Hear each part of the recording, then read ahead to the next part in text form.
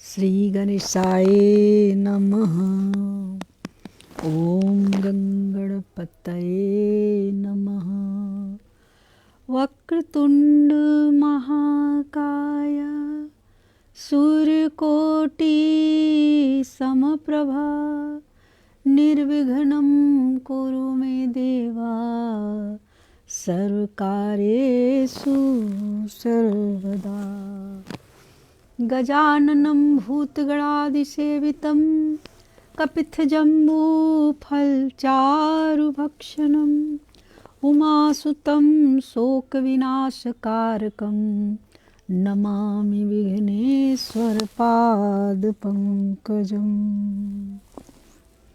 ॐ या कुन्देन्दुतुषारहारधवला या शुभ्रवस्त्रावृता या वीणावरदण्डमण्डितकरा या श्वेतपद्मासना या ब्रह्माच्युतशङ्करप्रभृतिभिः दैवैः सदा वन्दिता सा मां पातु सरस्वती भगवती निःशेषजाड्यापहा।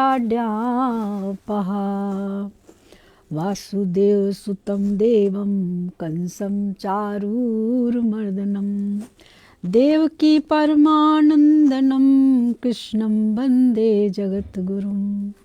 ॐ क्लीं कृष्णाय वासुदेवाय हरे परमात्मने प्रणतक्लेशनाशाय श्रीगोविन्दाय नमो नमः। हे रामा पुरुषोत्तमा नरहरे नारायणा केशवा माधवा गोविंदा गरुड़ध्वजा गुणनिधे दामोदरा माधवा। हे कृष्ण कमलापते यदुपते सीतापते श्रीपते वैकुंठाधिपते चराचरपते लक्ष्मीपते पाहि माम्। लोकाभिरामं रणरङ्गधीरं राजीवनेत्रं रघुवंशनाथं कारुण्यरूपं करुणाकरं तं श्रीरामचन्द्रं शरणं प्रपद्ये।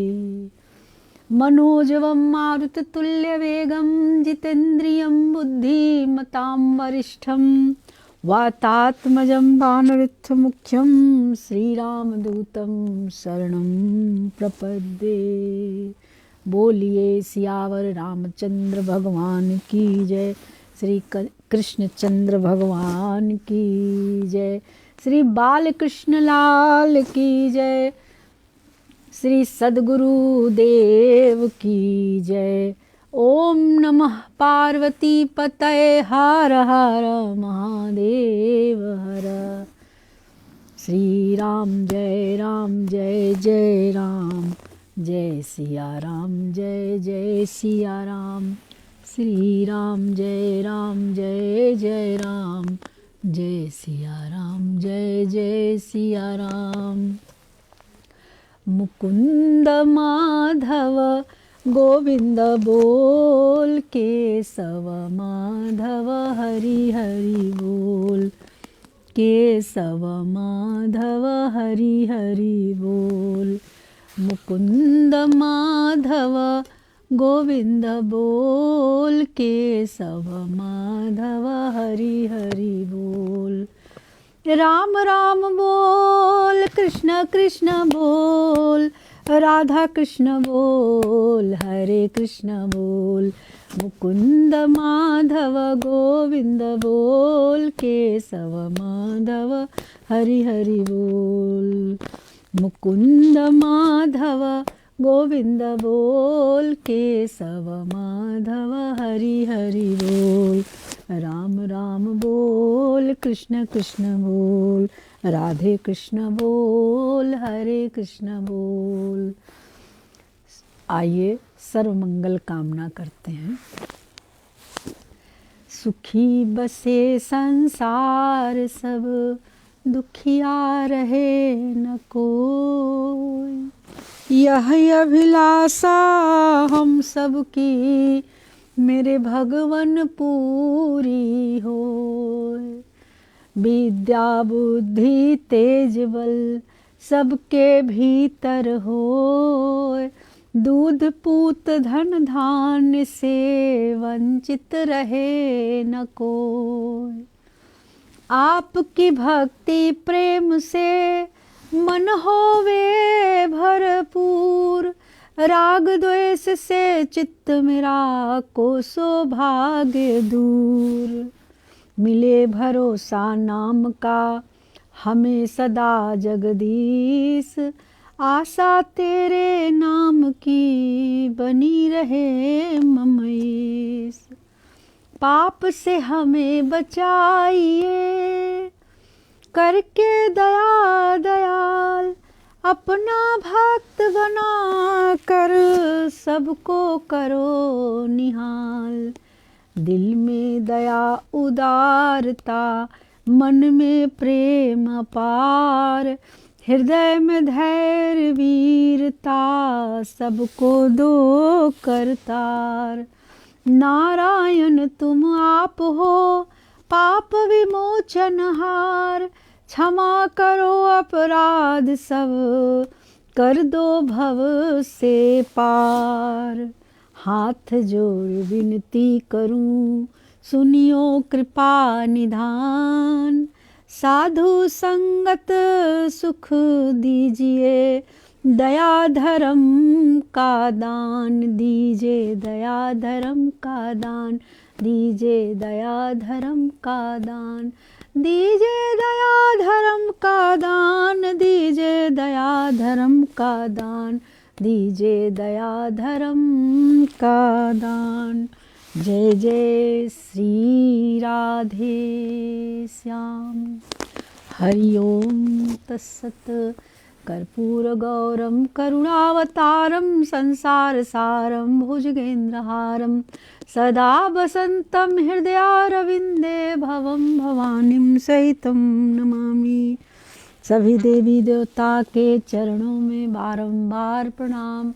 आप सभी विराजमान हैं, सबके हृदय में विराजमान श्री कृष्ण भगवान, श्री हरि विष्णु भगवान को बारंबार नमस्कार। सबके माता पिता गुरुओं की जय, बजरंगबली हनुमान की जय। ओम जयंती मंगला काली भद्रकाली कपालिनी, दुर्गा क्षमा शिवा धात्री स्वाहा सुधा नमोस्तुते। माँ दुर्गा, माँ काली, माँ शक्ति, माँ भगवती भवानी, श्री लक्ष्मी माता की जय।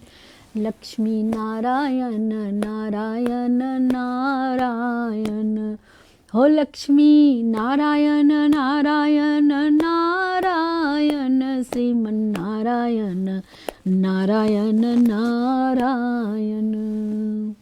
श्री भागवत महापुराण की जय, श्री सुख सुधा सागर की जय, श्री बाल व्यास जी की जय, श्री व्यास जी भगवान की जय, श्री सुखदेव जी भगवान की जय, श्री हरि विष्णु भगवान लक्ष्मी नारायण जी की जय, श्री कृष्ण भगवान की जय, श्री कृष्ण कन्हैया लाल की जय। जय जय श्री राधे, जय जय श्री राधे, जय जय श्री राधे श्याम। हरि ओम तत्सत। आइए हम भागवत महापुराण के तृतीय स्कंद का 10वां अध्याय श्रवण करेंगे आज। कल हमने 9वां अध्याय श्रवण किया था और आज हम 10वें अध्याय में प्रवेश करते हैं। इसमें 10वें अध्याय में विदुर जी कहते हैं, इसमें 10 प्रकार की सृष्टि का वर्णन बताया गया है 10वें अध्याय में। विदुर जी ने कहा, मुनिवर भगवान नारायण के अंतर ध्यान हो जाने पर संपूर्ण लोकों के पितामह ब्रह्मा जी ने अपने देह और मन से कितने प्रकार की सृष्टि उत्पन्न की। मतलब वो पूछते हैं कि तो वो जब विराट पुरुष जब उन्होंने उनकी प्रार्थना किए थे ब्रह्मा जी, उसके बाद वो क्या हुआ था कि ब्रह्मा जी त्रिलोकी को जब उनका प्रार्थना किए तो वो सब सुन के उनको सब बता के, और देह आदि भी मेरे लिए प्रिय है था, मुझसे प्रेम करना चाहिए, ये सब समझा के और वो चले जाते हैं, अंतर ध्यान हो जाते हैं। तब त्रिलोकी को तथा प्रजा इस समय मुझ में लीन है, उसे तुम पूर्व कल्प के समान मुझसे उत्पन्न हुए अपने सर्वदेवमय स्वरूप से स्वयं ही रचो। ये कह के कि तुम रचो, ब्रह्मा जी को कह के अंतर ध्यान हो गए प्रभु जो हैं।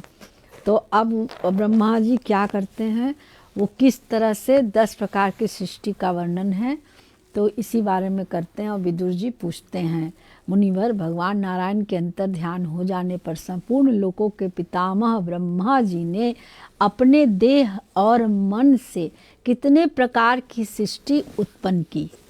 भगवान, इनके सिवा मैंने आपसे और जो जो बातें पूछी हैं उन सब का भी क्रमशः वर्णन कीजिए और मेरे सब संशय को दूर कीजिए। विदुर जी कहते हैं मैत्रेय जी से, क्योंकि आप सभी बहुयज्ञों में श्रेष्ठ हैं। सूत जी कहते हैं कि शौनक जी, विदुर जी के इस प्रकार पूछने पर मुनिवर मैत्रेय जी बड़े प्रसन्न हुए और अपने हृदय में स्थित उन प्रश्नों का इस प्रकार उत्तर देने लगे। श्री मैत्रेय जी ने कहा, अजन्मा भगवान श्री हरि ने जैसा कहा था, ब्रह्मा जी ने भी उसी प्रकार चित्त को अपने आत्मा श्री नारायण में लगाकर 100 दिव्य वर्षों तक तप किया। ब्रह्मा जी ने देखा कि प्रलयकालीन प्रबल वायु के झकोरों से जिससे वे उत्पन्न हुए हैं तथा जिस पर वे बैठे हुए हैं वह कमल तथा जल कांप रहे हैं। प्रबल तपस्या एवं हृदय में स्थित आत्मज्ञान से उनका विज्ञान बल बढ़ गया और उन्होंने जल के साथ वायु को पी लिया। फिर जिस पर स्वयं बैठे हुए थे उस आकाश व्यापी कमल को देखकर उन्होंने विचार किया कि पूर्व कल्प में लीन हुए लोकों को मैं इसी से रचूंगा। तब भगवान के द्वारा सृष्टि कार्य में नियुक्त ब्रह्मा जी ने उस कमल कोश में प्रवेश किया और उस एक के ही भू भुवः स्वः ये 3 भाग किए, भू भुवः और स्वः। यद्यपि वह कमल इतना बड़ा था कि उसके 14 भुवन या इससे भी अधिक लोकों के रूप में विभाग किए जा सकते थे। जीवों के भोग स्थान के रूप में इन्हीं 3 लोकों का शास्त्रों में वर्णन हुआ है। जो निष्काम कर्म करने वाले हैं उन्हें मह तपह जनः और सत्यलोक रूप ब्रह्मलोक की प्राप्ति होती है। विदुर जी ने कहा कि ब्राह्मण, अपने अद्भुत कर्मा विश्वरूप श्री हरि की जिस काल नामक शक्ति की बात कही थी प्रभु, उसका क्या कृपया विस्तार पूर्वक वर्णन कीजिए। श्री मैत्रेय जी ने कहा, विषयों का रूपांतर बदलना ही काल का आकार है। स्वयं तो वह निर्विशेष अनादि और अनंत है। उसी को निमित्त बनाकर भगवान खेल खेल में अपने आप को ही सृष्टि के रूप में प्रकट कर देते हैं। पहले यह सारा विश्व भगवान की माया से लीन होकर ब्रह्म रूप से स्थित था। उसी को अव्यक्त मूर्ति काल के द्वारा भगवान ने पुनः पृथक रूप से प्रकट किया है। यह जगत जैसा अब है वैसा ही पहले था और भविष्य में भी वैसा ही रहेगा। मतलब बार बार प्रलय होता है और वो आगे कथा आएगा उसमें, जब मत्स्य रूप का भगवान का मत्स्य अवतार हुआ है उस वक्त भी प्रलय काल आया और सब उसी में लीन हो गया। सब भगवान में फिर एक हो जाते हैं और फिर से सृष्टि रची जाती है। फिर ब्रह्मा जी आते हैं, फिर सृष्टि रचते हैं, फिर उसका पालनहार विष्णु जी करते हैं और शिव जी उसका संहार करते हैं। तो इस तरह से सृष्टि बार बार, जैसा कि पहले था यह जगत वैसा ही पहले था, वैसे ही भविष्य में भी वैसा ही रहेगा। इसकी सृष्टि 9 प्रकार की होती है तथा प्राकृतिक वैकृत भेद से एक 10वीं सृष्टि और भी है और इसका प्रलय काल द्रव्य तथा गुणों के द्वारा 3 प्रकार से होता है। अब पहले मैं 10 प्रकार की सृष्टि का वर्णन करता हूँ। पहली सृष्टि है महत तत्व की, भगवान की प्रेरणा से सत्वादी गुणों में विषमता होना ही इसका स्वरूप है। दूसरी सृष्टि है अहंकार की। पहले महत्व का है, दूसरा सृष्टि क्या है? अहंकार की। इसमें पृथ्वी आदि पंचभूत एवं ज्ञानेंद्रिय और कर्मेंद्रिय की उत्पत्ति होती है अहंकार रूप में। सृष्टि में जो दूसरी सृष्टि अहंकार का, पहला महत्व का है, दूसरा अहंकार का। तीसरी सृष्टि भूत सर्ग है, जिसमें पंच महाभूतों को उत्पन्न करने वाला तन्मंत्र वर्ग रहता है। तो जो तन्मंत्र वर्ग है वो तीसरी सृष्टि में रहता है। चौथी सृष्टि इंद्रियों की है, यह ज्ञान और क्रिया शक्ति से संपन्न होती है। पांचवी सृष्टि सात्विक अहंकार से उत्पन्न हुए इंद्राधिष्ठात्रा देवताओं की है। मन भी इसी सृष्टि के अंतर्गत है। छठी सृष्टि अविद्या की है। इसमें तामिस, अंधा तामिस्त्र, तम, मोह और महामोह, ये 5 गांठें हैं। यह जीवों की बुद्धि का आवरण है और विक्षेप करने वाली है। ये 6 प्राकृतिक सृष्टियां हैं। अब वैकृति सृष्टि का भी विवरण सुनिए। जो भगवान अपना चिंतन करने वालों के समस्त दुखों को हर लेते हैं, यह सारी लीला उन्हीं श्री हरि की ही है। वे ही ब्रह्मा के रूप में रजोगुण को स्वीकार करके जगत की रचना करते हैं। 6 प्रकार की प्रकृति सृष्टियों के बाद 7वीं प्रधान वैकृति सृष्टि इन 6 प्रकार के स्थावर वृक्षों की होती है। वनस्पति, औषधि, लता, त्वक्सार, विरुद्ध और धूम्र। इनका संचार नीचे जड़ से ऊपर की ओर होता है। इनमें प्रायः ज्ञान शक्ति प्रकट नहीं होता। ये भीतर ही भीतर केवल स्पर्श अनुभव करते हैं तथा इनमें प्रत्येक में कोई विशेष गुण रहता है। देखिए भगवान का वो, हम लोग जड़ में जल देते हैं और उसी से तना बनता है, डाल है, फूल आता है, कली है, फूल है, फल है और पत्ता है, सब कुछ है। और जल कहाँ पड़ता है? जड़ में। तो ये वही सृष्टि का है। 8वीं सृष्टि त्रियग योनियों में होता है। त्रियग योनियाँ पशु पक्षी की है। यह 28 प्रकार की मानी जाती है। इन्हें काल का ज्ञान नहीं होता। पशु पक्षी योनि में काल का ज्ञान नहीं होता।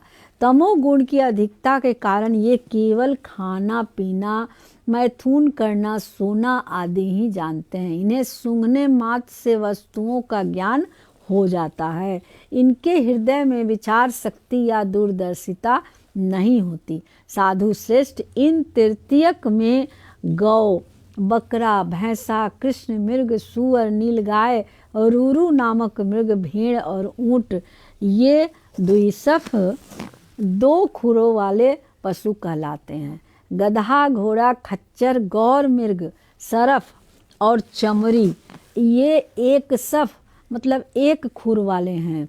अब 5 नख वाले पशु पक्षियों के नाम सुनो। कुत्ता, गीदड़, भेड़िया, बाघ, बिलाव, खरगोश, शाही, सिंह, बंदर, हाथी, कछुआ, गोह और मगर आदि पशु हैं। और कंक वाले बगुला, गिद्ध, बटेर, बाज, भास, भल्लूक, मोर, हंस, सारस, चकवा, कौवा और उल्लू आदि उड़ने वाले जीव पक्षी कहलाते हैं। कंक जो होता है। और विदुर जी 9वीं सृष्टि मनुष्यों की है। मनुष्यों की सृष्टि कौन सी है? 9वीं है, 9वें नंबर पे आता है। यह एक ही प्रकार की है। इसके आहार का प्रवाह ऊपर मुंह से नीचे की ओर होता है। मतलब वृक्ष में क्या था? जड़ में डाला जाता है तो उससे तना, डाली और फूल, फल, पत्ते और सब फल होता है। और बीच वाला क्या आता है? जो पशु पक्षी जानवर, ये सब अभी जो बताया गया। और 9वीं 9वीं सृष्टि कौन सी है? मनुष्य की है। मनुष्य को मुंह से खाता है वो नीचे जाता है। मनुष्य रजोगुण प्रधान, कर्म पारायण और दुख रूप विषयों में ही सुख मानने वाले होते हैं। अस्थावर पशु पक्षी और मनुष्य, ये तीनों प्रकार की सृष्टियाँ तथा आगे कहे जाने वाले देव सर्ग वैकृत सृष्टि है तथा जो महत्वादिक रूप वैकारिक देव सर्ग है उसकी गणना पहले प्राकृतिक सृष्टि में की जा चुकी है। इनके अतिरिक्त सनत कुमार आदि ऋषियों का जो कौमार्ग सर्ग है वह प्राकृतिक वैकृतिक दोनों प्रकार का है। देवता, पितर, असुर, गंधर्व, अप्सरा, यक्ष, राक्षस, सिद्ध, चारण, विद्याधर, भूत, प्रेत, पिशाच और किन्नर, किम पुरुष, अश्वमुख आदि भेद से देव सृष्टि 8 प्रकार की है। विदुर जी, इस प्रकार जगत कर्ता श्री ब्रह्मा जी की रची हुई यह 10 प्रकार की सृष्टि मैंने तुमसे कही। ये मैत्रेय जी विदुर जी को बताते हैं कि ब्रह्मा जी 10 सृष्टि का कैसे कैसे करते हैं और कौन कौन सी है उस बारे में बताते हैं। जो बिना मोर आए ही, जैसे गूलर, बड़ और पीपल, ये तो आपको वृक्ष वाला बताएं कि जड़ में पानी डालिए ऊपर तक जाएगा, और पशु पक्षी बीच के होते हैं, और उसके बाद मनुष्य का है ऊपर से डालिए नीचे जाएगा। उसके बाद भगवान देवता, ये देवता, पितर, असुर, गंधर्व के बारे में बताया गया है।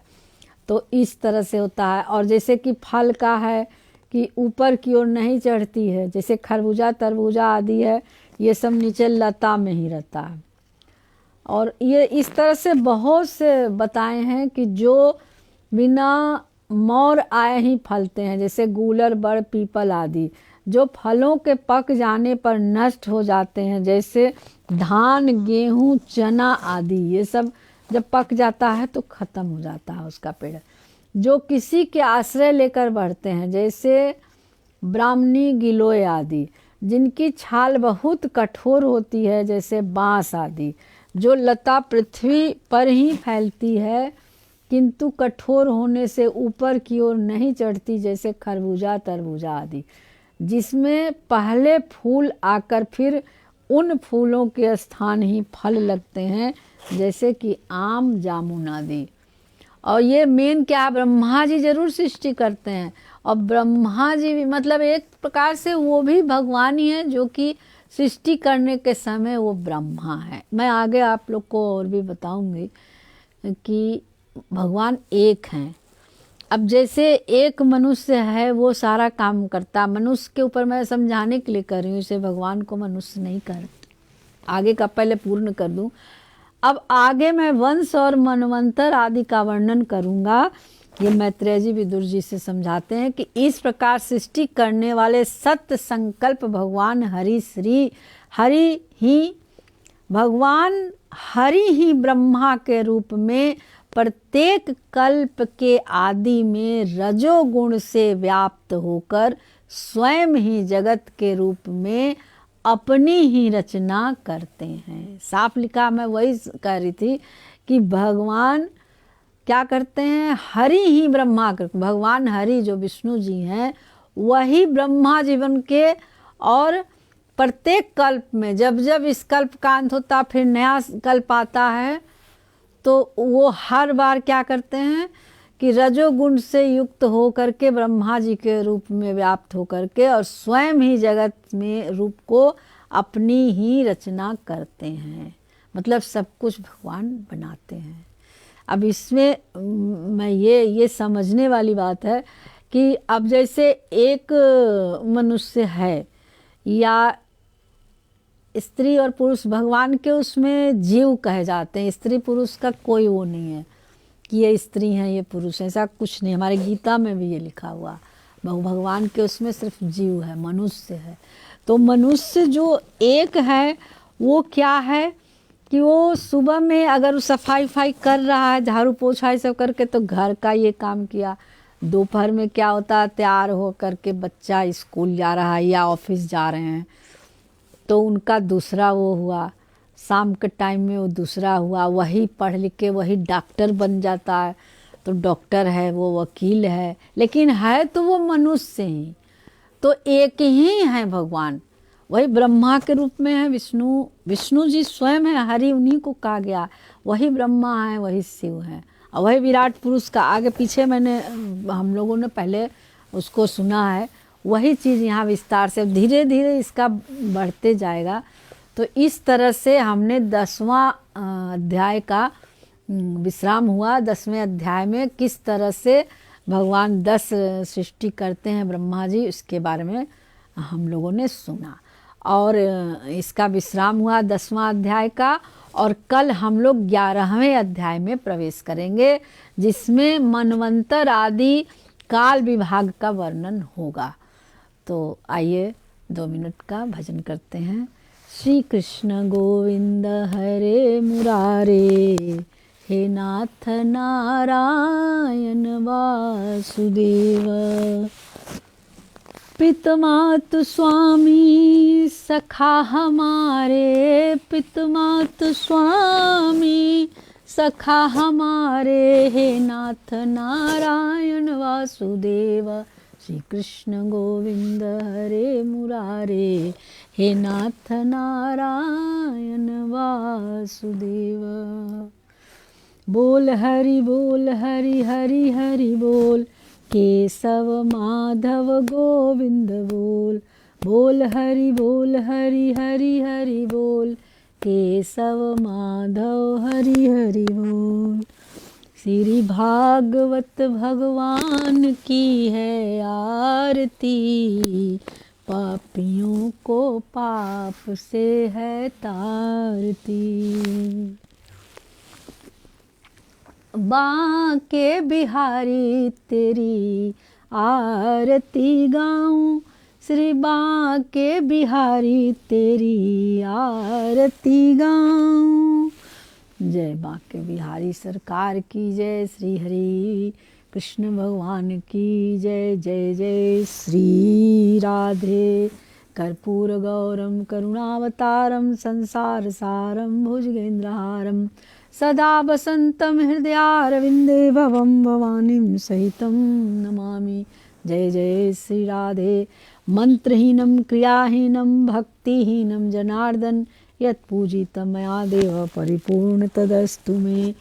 आप लोग लाइक और सब्सक्राइब जरूर कीजिएगा यूट्यूब पे, और इस पे तो फेसबुक है, इसमें भी आप लोग लाइक ज़रूर किया करिए, कमेंट लिखा करिए, जिससे कि आगे आदमी और उत्साह हो, ऐसे जो भगवान की इच्छा। जय जय श्री राधे राधे राधे, जय जय श्री राधे।